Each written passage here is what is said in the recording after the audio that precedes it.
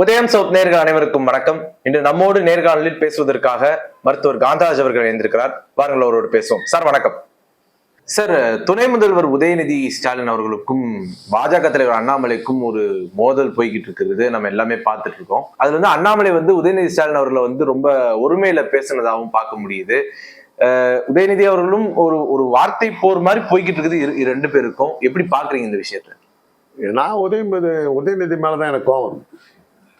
ஒரு அண்ணாமலை பேரொழிக்கு எல்லாத்துக்கும் அவர் விளம்பரம் கொடுத்துட்டு இருக்காரு. அண்ணாமலை கத்துறதுக்கு காரணம் இருக்குது.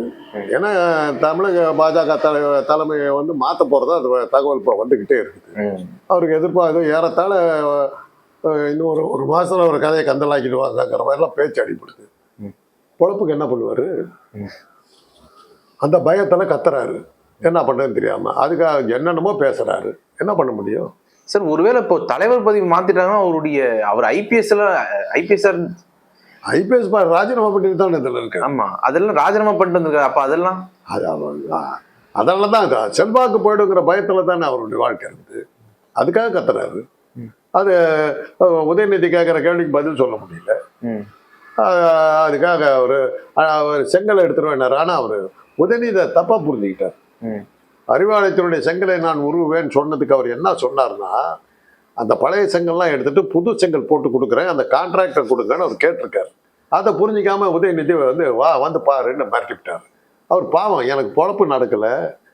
முதல்ல பெட்ரோல் வெடிகுண்டு எல்லாம் தயார் பண்ணி வித்தாரு, சரியா போகலை.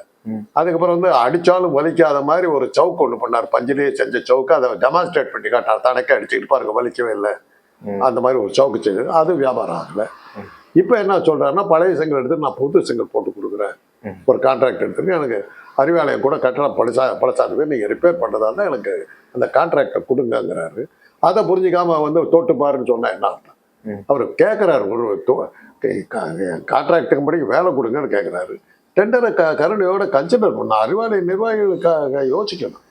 பாவம், என்ன இருந்தாலும் ஒரு ஐபிஎஸ் எல்லாம் ரிசைன் பண்ணிட்டு சினிமாலாம் நடிக்க போய் அதில் எல்லாம் ஒன்றும் இல்லாமல் போய் ஏதோ கடைசியாக இதில் வச்சு பொழப்பு நடத்தினார். இதுவும் போச்சுன்னா அவர் என்ன பண்ணார் யோசிக்க. ஒரு வகையில் எனக்கு என்ன அவர் மேலே ஒரு இதுனாக்கா, பாஜக பிராமணர்களுக்கான கட்சி, பிஜேபிங்கிறது பிஏ பிராமண ஜனதா பார்ட்டிங்கிறது தான். அந்த கட்சியில் பிராமணர்களுடைய ஆதிக்கத்தை ஒழிச்சு கட்டுவது அண்ணாமலை. அந்த வகையில் திராவிட இயக்கத்தை சேர்ந்த எங்களுக்கெல்லாம் அவர் மேலே ஒரு மரியாதை உண்டு. அப்படி பார்க்கும்போது திமுகவினர் அவர் அண்ணாமலை மேலே ஒரு கருணை வைக்கணும்.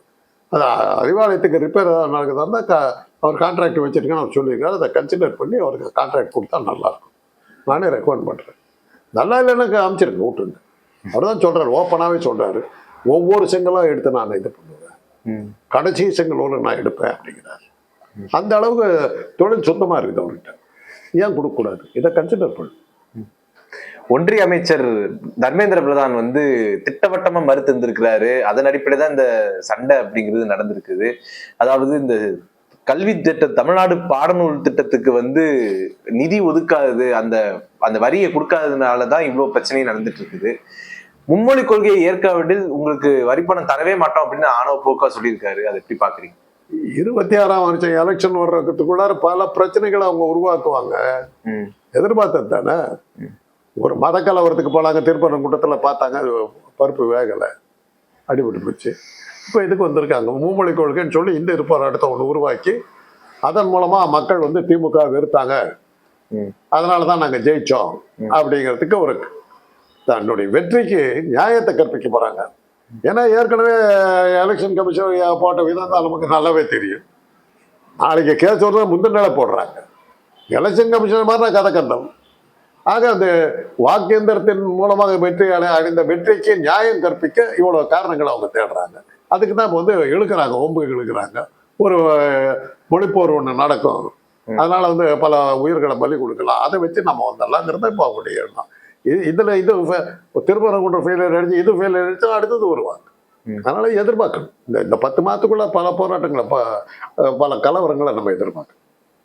அப்ப தேர்தலுக்காகத்தான் இவ்வளவும் செய்யறாரு. என்ன ஏங்க, ஏதாவது ஒரு இந்திய நாட்டை சேர்ந்தவங்க எல்லாம் நாடு கடத்துறாங்க, காலில் விலங்கு போட்டு பிளேனில் ஏற்றி அனுப்புகிறாங்க. இதை விட ஒரு கேவலம் ஏதாவது உண்டா?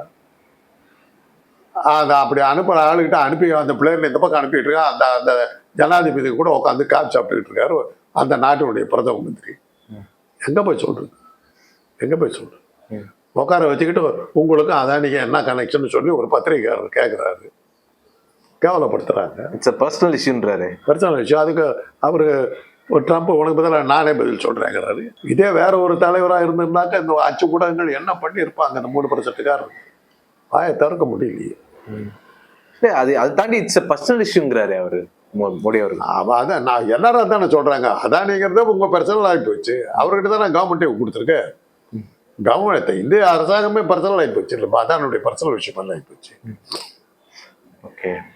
உத்தரப்பிரதேசத்துல ஒரு அமைச்சர் வந்து சொல்றாரு, ஹிந்தி அப்படிங்கிறது வந்து இந்தியாவில் இருக்கிற எல்லாருக்குமே தெரிஞ்சிருக்க வேண்டிய ஒரு மொழி, ஹிந்தி தெரியலன்னா எல்லாம் வெளியே போயிருங்க, நாட்டை விட்டே வெளியே போங்க அப்படிங்கிற மாதிரி சொல்றாங்க. தேங்க்யூ. நாங்க அப்ப பிரிவினை கேட்கும்போது பிரிவினை கேட்டா தொலைச்சு முடியும்னு சொல்லி நீ தானே உத்தரவு போட்ட. இப்ப நீயே பிரிச்சு விட்டுரு, இது பண்ணிடுங்க பார்லிமெண்ட் சொல்லி விட்டுரு, நாங்க போறோம், நாங்க ரெடியா தானே இருக்கோம். நாங்க உங்ககிட்ட சேர்றோம்னு சொல்லவே இல்லையா? 62ஆம் வருஷம் நீ தானே இது போட்ட, பிரிவினை கேட்டா குற்றம்னு. இப்ப நீயே சொல்ற அனுப்புறேன், நாங்க ரெடி. அண்ணா என்ன சொன்னார் அன்னைக்கு பிரிவினைவாதத்தை கைவிட்ட போது? பிரிவினைக்கான காரணங்கள் அப்படியே தான் இருக்கின்றன. வட எல்லையில சீனா ஆக்கிரமிப்பு இருக்கின்ற நேரத்தில், நாட்டுக்கு பாதுகாப்புக்கு ஆபத்து சூழ்ந்திருக்கிற நேரத்தில் நாட்டு பிரிவினை கேட்பது சரியல்ல. ஆகவே அந்த பிரிவினைவாதத்தை தற்காலிகமாக ஒத்தி வைக்கிறோம்னர், கைவிடுகிறோம்னு சொல்ல, தற்காலிகமாக ஒத்தி வைக்கிறோம். ஆனால் அந்த காரணங்கள் அப்படியே இருக்கிறது. நிலைமை சரியான பிறகு அதை நாங்கள் கையில் எடுப்போம்னர். ஆக இன்னைக்கு அவரே சொல்றாரு, உத்தரப்பிரதேசக்காரர் சொல்றாரு, போங்க வெளியே, நாங்க ரெடி, விட்டுரு, நாங்க போறோம், பிரிச்சிரு, நாங்க ரெடி. அவர் ரெக்கமெண்டேஷன் வந்து முர்மு வந்து கேட்கணும். கேட்டு அவங்க சொன்ன பிறகு நம்மளை பிரிச்சு கொடுத்தா வெல் அண்ட் குட், ஹாப்பி. உனக்கும் தொந்தரவு இல்லை, தலைவலியா நாங்க தானே இருக்கிறோம். ஒன்றிய அரசு வந்து நிதி கொடுக்கல அப்படின்னா நாங்க வரி தர மாட்டோம் அப்படின்னு தமிழக முதல்வர் ஸ்டாலின் அவர்கள் சொல்லியிருக்கிறாரு. அது சாத்தியமா? வரி கொடுக்காம இருக்கிறது அப்படிங்கிற சாத்தியமா என்னன்னு தெரியாது. பல குறுக்கு வெட்டுகள் வெட்டலாம். இந்த காரணத்தினால கொடுக்க மாட்டேன்லாம் அப்படின்லாம் சொல்லலாம். இந்த காரணத்தை எல்லாம் நீங்க சரி பண்ணுங்க, அதுக்கப்புறம் கொடுக்குறேன்னு சொல்லலாம். இப்போ உங்களுக்கு பணம் கொடுக்க கூடாதுன்னு முடிவு எடுத்துடுறோம் அப்படின்னாக்கா கொடுக்க முடியாதுன்னு நீங்க சொல்லவே கூடாது. கொடுக்கறதுக்கு முன்னாடி ஆயிரக்கணக்கான கண்டிஷன் போட்டிங்கன்னா அதை வாங்கறதுக்குள்ள உங்களுக்கு ஆயுசு முடிஞ்சு போகும். அதிகாரிகளை தான் பண்ணுவாங்க. நீங்க அரசியல்வாதிகள் 1000 திட்டத்தை கொண்டு வருவாங்க, நடத்த விட மாட்டாங்க. அதுல இது இல்லை, அது இல்லை, அது இல்லைன்னு. ஒரு சின்ன உதாரணம் சொல்றேங்க. அதாவது நிதி சம்பந்தம் இல்லாத ஒரு விஷயம். நாங்கள்லாம் டாக்டர்கள், எங்களுக்கு ஒர்க்கிங் அவர்ஸ் கிடையாது. 24 மணி நேரம் வேலையில் இருக்கு. அதுதான் எங்களுடைய தொழில். ஆன் கால் எப்பவுமே வந்தாகும். எமர்ஜென்சினா வந்தாகணும். அந்த சர்ஜரி ஆரம்பிச்சோம்னா ஒரு இது பண்ணோம்னா எவ்வளோ நேரம் வேணாலும் ஆகும். அதனால் எங்களுக்கு ஒர்க்கிங் அவர்ஸ்னு ஒன்றுமே கிடையாது. சனி ஞாயிறு கிடையாது, இந்த விழாக்கள் கிடையாது எங்களுக்கு. அப்படிலாம் இருந்தபோது எம்ஜிஆர் ஆட்சிக்கு வந்தபோது அவர் வந்தபோது நாங்கள் மருத்துவர் நிறைய அவஸ்தைப்பட்டோம் அவர்கிட்ட. அவர் எங்களை வந்து ஒரு வில்லனாவே நினைச்சார். வில்லனாவை நினைச்சிட்டு பல்வேறு வகையான தொந்தரவுகளை கொடுக்க ஆரம்பிச்ச போது தான் நாங்கள் வந்து நைட் டியூட்டி பார்த்தோம்னா மறுநாள் எங்களுக்கு ஆஃப் கொடுக்கணும், விடுமுறையாக கொடுக்கணும். ஏன்னா நான் நைட் டியூட்டி விடிய பார்த்துட்டு காலையில் 7 மணிக்கு ஓபியில் வந்து அப்படியே உட்காந்துட்டு வாடை முடிச்சுட்டு மத்தியானம் 1:30 மணிக்கு மேலே தாங்க நான் வீட்டுக்கே போக முடியும். மனுஷனா இதா. அதனால தான் அந்த காலத்தில் டாக்டர்கள்லாம் 35-40 வயசுல செத்து போயிட்டான். இதெல்லாம் இது பண்ணுறதுக்காக போஸ்ட் டியூட்டி ஆஃப்னு நாங்கள் ஒன்று கேட்டோம். விடுமுறை நாட்கள் நாங்கள் வந்து வேலை பார்த்தோம்னா அதுக்கு எங்களுக்கு வந்து காம்பன்சேட்டரி லீவ்னு ஒன்று கொடுக்கணும், சிஎல்னு ஒன்று கொடுக்கணும் அப்படின்னு சொல்லி கேட்டோம். சரி அப்படின்ட்டாங்க. அது அந்த ஆர்டர் வந்துருச்சு. வந்தால் அதிகாரிகள் அதை என்ன இன்டர்பிரிட்டேஷன் பண்ணாங்கன்னா, விடுமுறை நாட்களில் வேலை செய்கிறவங்களுக்கு தான் அந்த இது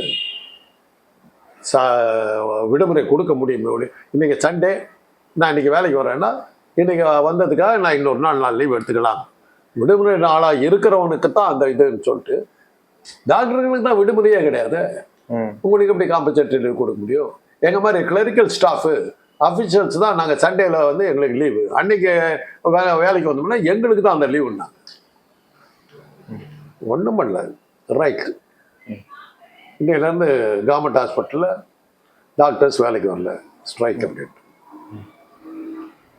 ஜிஹெச் அவங்க எதிர்பார்க்கல. அப்போ நான் ஜிஹெச்ல ஒர்க் பண்ணுறேன். இன்னைக்கு ராஜீவ்காந்தி மருத்துவமனை என்னமோ பேரெல்லாம் படிச்சுருக்காரு, அதில் ஒர்க் பண்ணுறேன். அப்போ வந்து இப்போல்லாம் இந்த மாதிரி இப்போ தனியார் மருத்துவமனைலாம் கிடையாது. அதெல்லாம் நின்ட்டாங்கன்னு உடனே எம்ஜிஆருக்கு முன்னாடி கவர்னர் எங்களை கூப்பிட்டார். கூப்பிட்டோன்னு நாங்கள் சொன்னோம்.